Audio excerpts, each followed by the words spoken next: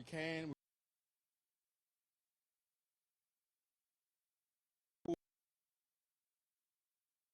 We'll brief you on the status of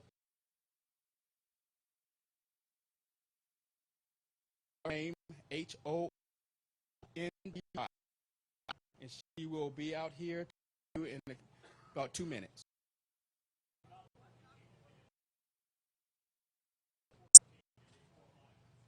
Yeah, you go. Yeah, I can give you 2 minutes. Yeah, I mean, if you are ready, we can go in 2 minutes. 2 minutes. 2 minutes.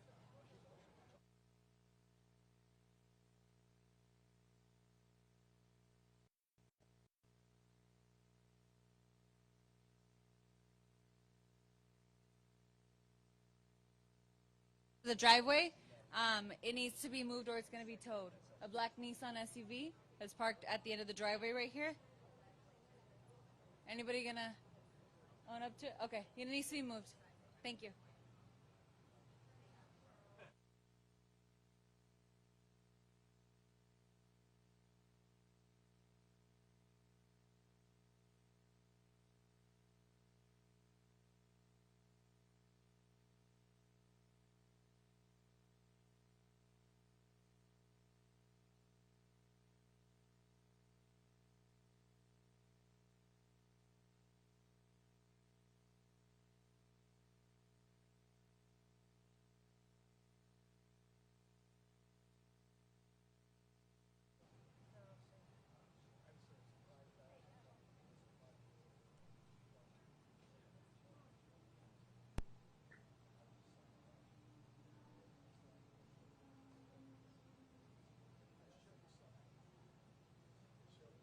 No, to Kobe. Oh, Great. It plays this. It's not. Okay, here, perfect. You were lying. Perfect.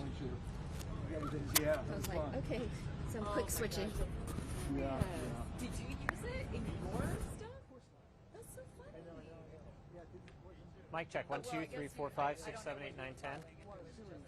Oh, If I use that, it's like, Kobe Bryant insists that it's not a big deal. but you're not. No, but you're not doing any kind of side cover stuff. No, I did. No, I actually am. I recorded stuff. Yeah, I did something. Hey, we're on a hot light.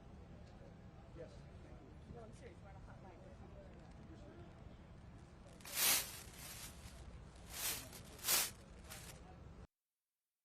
For Hamidi, and I'm a board member with the National Transportation Safety Board. With me today is member Tom Chapman, also with the NTSB, and our NTSB investigator in charge, Bill English. Oh, wrong side. Bill is here. Member Chapman is here. I wanted to give you an update of what we accomplished today. I spent most of the day on the accident site. A lot of our investigators were on scene continuing to examine and document the wreckage.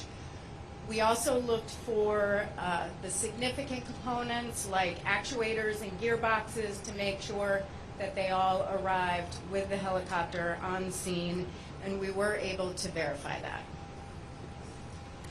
We also mentioned yesterday that the pilot had an iPad with ForeFlight on it, so we were looking for electronic devices as we always do. We were able to recover an iPad and a cell phone. We do not know if that's the pilot's iPad. So we're going to take those personal electronic devices, we're going to send them back to our lab at headquarters for further analysis. We also located maintenance records in the wreckage. We're not going to discuss the maintenance records because we haven't looked at those. We found them, we documented them, that will come later. We found the airworthiness certificate, the registration, the company's operating manual, weight and balance sheets, and everything we would expect would be on the aircraft. We also worked with drones today to help the airworthiness group locate those significant components and continue to document the scene. And then we duplicated part of the flight path. So we flew part of the end part of the flight path with our drones using ADS-B data. Recovery operations occurred on scene today. A recovery crew was loading the wreckage in large white tarp bags, which were airlifted by helicopter from the scene and loaded on a truck and will be moved to a secure location. That has already occurred, so that is on the truck and ready to go. So we have turned the site officially over to local authorities. We are done on the site. Some of our accident investigators began interviews today. We're working on interviews with air traffic control, and we had interviews with the operator. I don't have any information to share with you at this time about those interviews because those interviews are ongoing and we haven't been able to connect. They are working on setting up other interviews for the next several days. At 3 p.m., I held a family briefing by conference call. We do that with every accident investigation. Either we hold a family briefing, update them on the investigation, make sure they're aware of information before we provide it publicly, and go through the process, the NTSB's investigative process, and what they can expect over the next several weeks and months.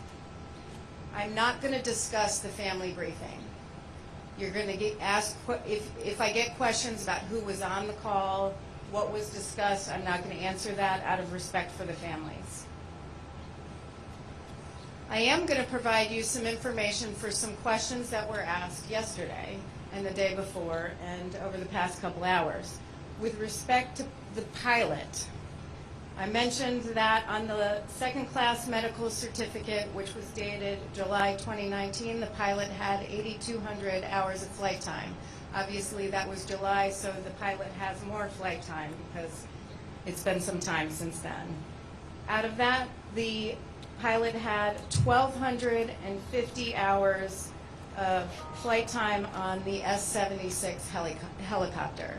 So 1,250 hours on the helicopter, so that's a good amount of experience. He's also been with the company for 10 years. We do know that the day before the accident, he flew from John Wayne Airport to Camarillo, and the weather was clear. It was a different flight path, more direct, and occurred about an hour later than the one on Sunday. I was asked about the descent rate of the helicopter. We know that the helicopter was at 2,300 feet when it lost communications with air traffic control. The descent rate for the helicopter was over 2,000 feet a minute. So we know that this was a high energy impact crash.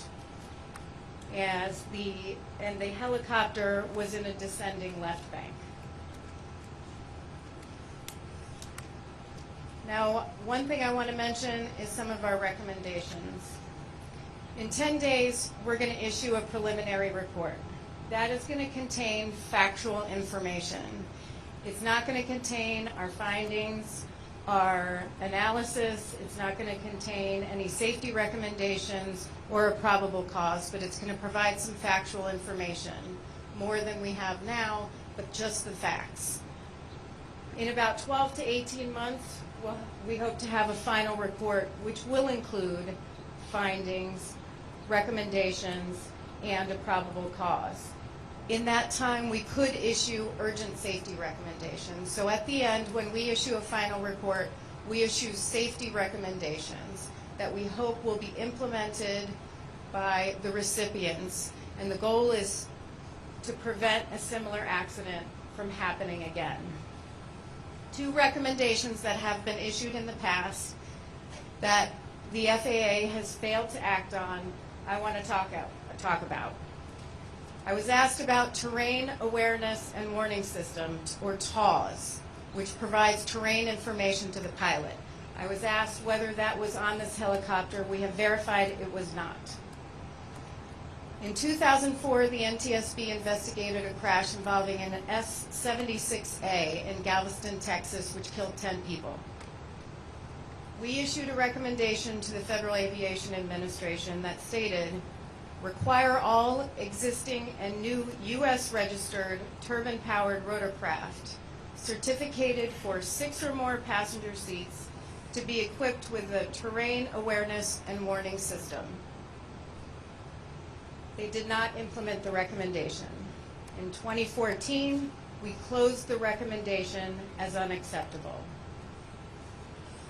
In 2005, we assisted in an investigation involving an S-76C helicopter, which crashed in the Baltic Sea, killing 12 people.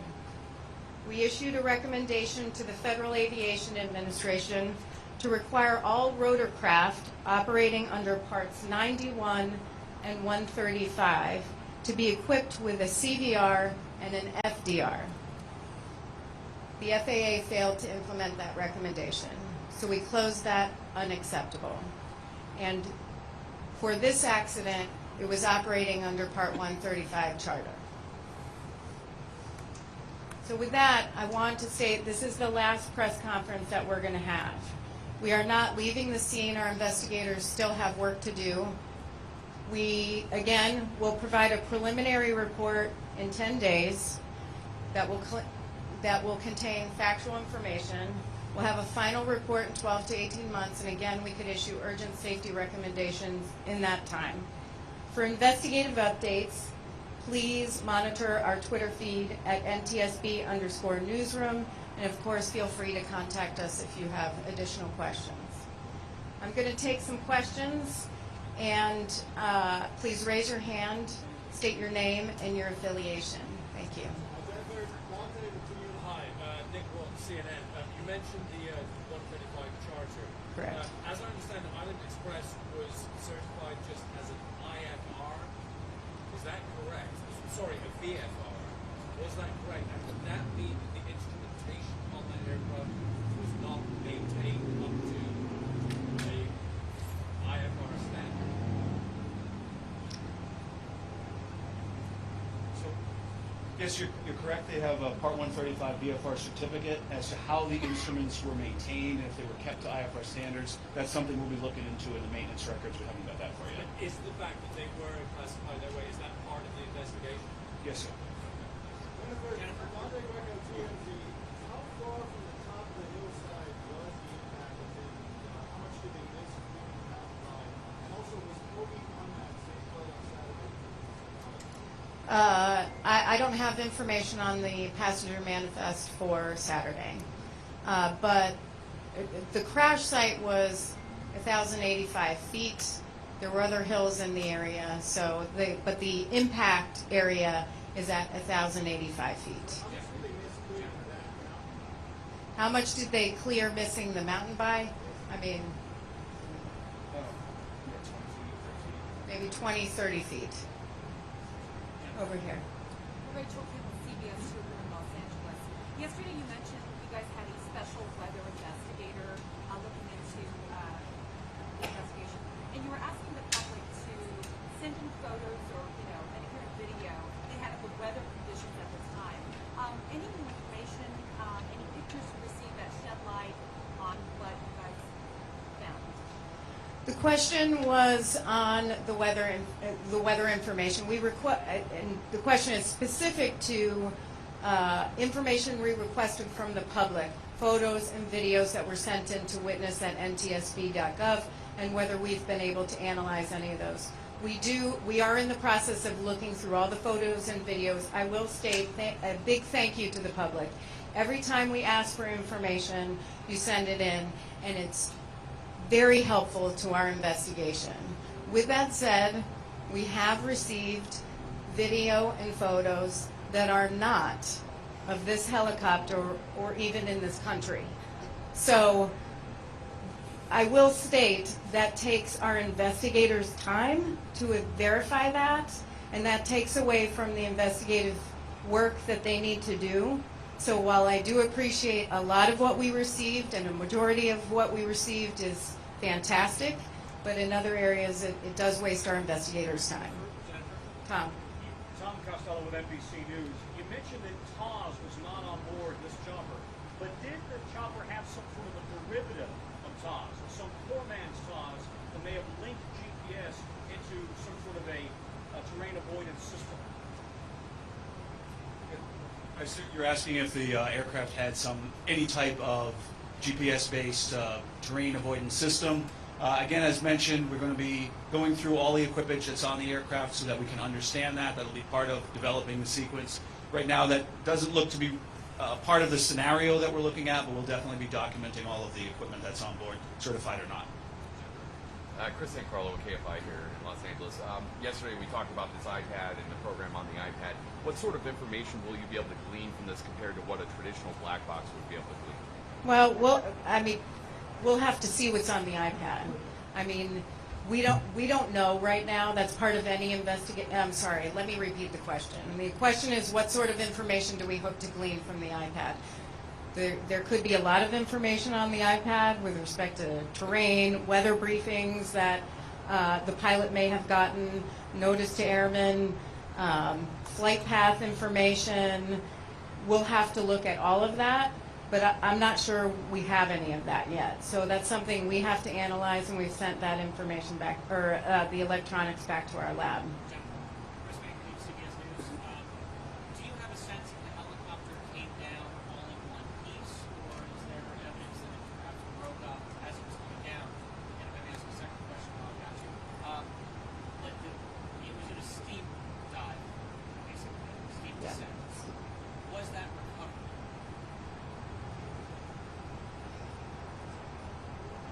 The question is, did we locate all the significant components? Yes, so that indicates to us, preliminary information is that the helicopter was in one piece when it impacted the terrain. The second question is, was the helicopter crash survivable? No. Was the dive recoverable? I mean, that we're going to have to look at as part of the accident investigation. That requires further analysis. If we just follow up on that, you mentioned the 2,000 feet per minute descent rate. Is that within the normal operating range for that helicopter, or is that considered an out-of-control situation? Is that a normal descent range for this Sikorsky? I mean, this is a pretty steep descent at high speed, so it wouldn't be a normal landing speed. Is that beyond the realm of the helicopter to handle? To flight control still work? Does the pitch still control that? That's something we're going to have. Can the helicopter handle this? And that's something we're going to have to evaluate as part of the investigation. Steve. I'd like to ask you a question about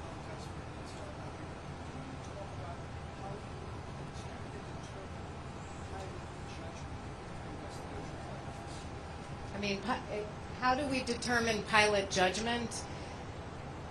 That's a difficult part of the investigation, and we look at the facts in the investigation, and that's what we're focused on. We can't make any assumptions about what somebody is thinking.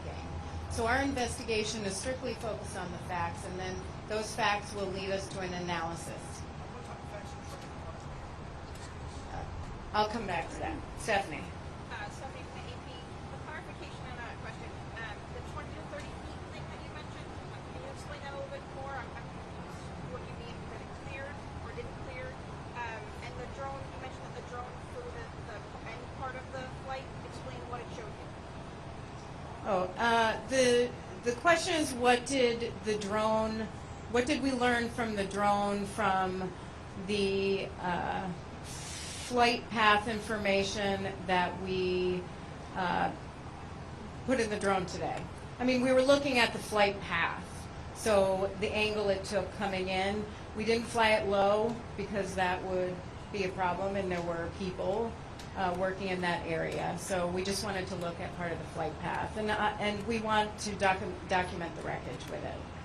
You had a second question? Can you explain On the 20 to 30 feet that I just mentioned? I don't follow. the question is on the 20 to 30 feet. Somebody just asked where the impact site was. It was 1,085 feet up, and he asked what the height of the hill was, and it was about 20, 30 feet above that. The helicopter just missed clearing the hill. I mean, what? Yes, the question was how much did the helicopter miss the hill? It's important to realize that there's not one hill. It's a ravine with undulating terrain. So the small outcropping that had the main impact in it, the main impact was about 20 to 30 feet from the top of that small hill, but there are actually other higher hills surrounding it, if that makes sense. So it's in this canyon with small hills within So it. if it cleared this one, it probably would have hit another one anyway. There's other hills right close by, correct? And I don't know that we can say it probably would have hit another hill either. I mean, that's an assumption, so we can't state that. Hey.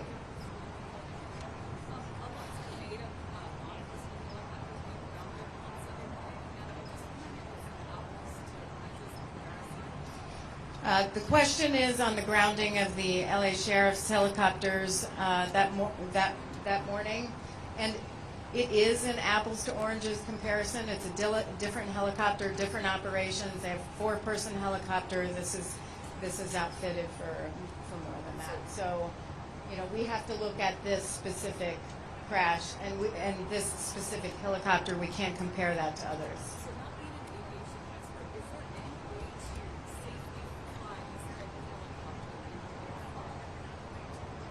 Is there any way to safely fly this helicopter in thick fog? I mean, I think there's a lot of variabilities there. And so we're focused on what the weather conditions were for this, on Sunday for this flight. And we have a weather expert on staff currently looking at the weather and decision-making for flying in the weather that day.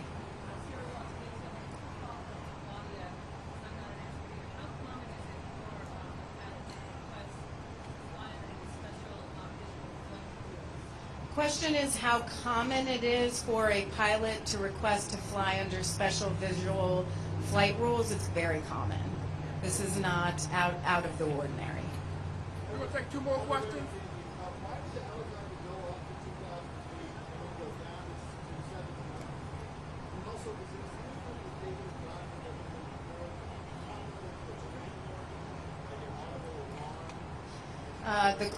The question is on the terrain warning. It didn't have a terrain warning and awareness system, so no, it did not have that. What was your first question?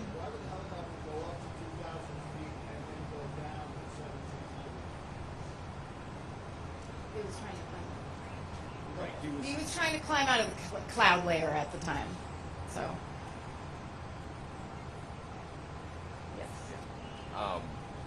Talking about your recommendations there at the end, is your position that perhaps if those recommendations had been put in place, that this crash would not have happened? No.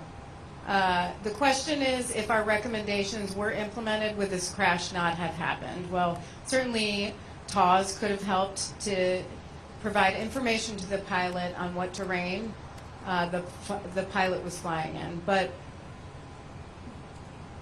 one of those recommendations on the helicopter having a CVR and an FDR, that would have helped us significantly in this investigation and other investigations. And it's something we've recommended several times over a number of years. So. Do you know at what point TAWS would have alerted the pilot?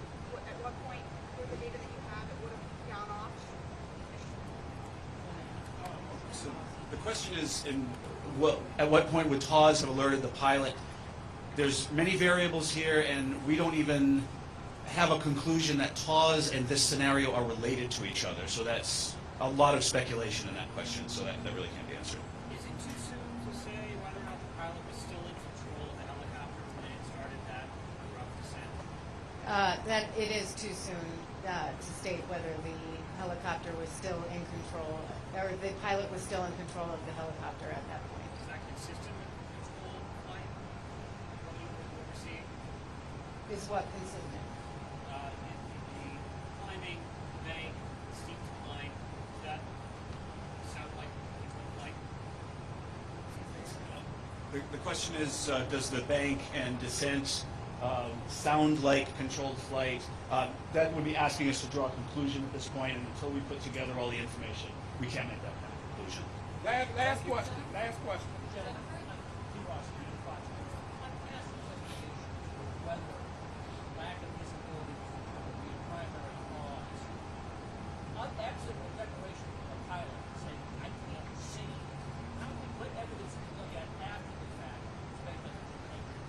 Well, I mean, we're going to look, what evidence do we look at to help make the determination of whether he should have been flying in this kind of weather? Well, we are going to look at the weather conditions. We're going to talk to air traffic control. We're going to talk to the company, and we're going to look at records. So, Thank you.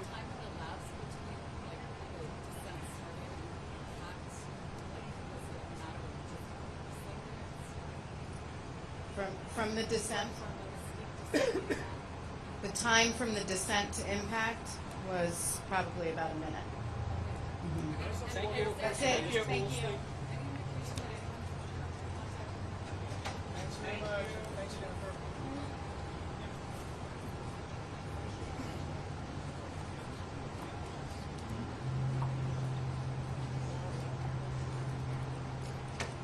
Good afternoon, everyone. Thank you so much again for being here.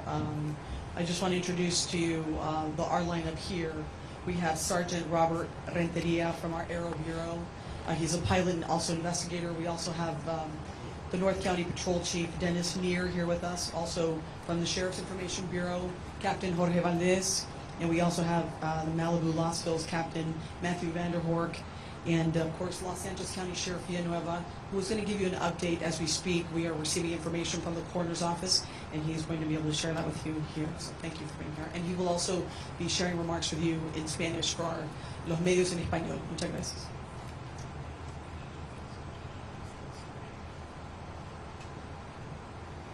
Okay, we were just notified the LA County Coroner's Office is releasing the identities of 4 of the victims who perished in this crash. And those are as follows: John Altobelli, Sarah Chester, Ara Zobayan, the pilot, and Kobe Bryant. They have finished their identification. Next of kin have been notified in all 4 circumstances, and that is being released right now by the coroner's office. As the NTSB official has said, they're still processing the crash scene. However, now it's a hazmat. The coroners have removed all remains. They're going through the identification process to conclude with the other 5 victims of the accident. And the roads are now open. However, the crash site itself is now a hazmat scene. We still have fuel in the ground. We have magnesium, other elements that we need to have removed, and we're working with an insurance carrier from the aircraft company to handle that. And yes. Has the coroner ruled an official cause and manner of death yet? No, all he's ruling is identification of those deceased. And para los en español, queremos informar que el médico forense ha identificado a 4 de las víctimas de este accidente, y son John Altobelli, Sarah Chester, Ara Zobayan, and Kobe Bryant.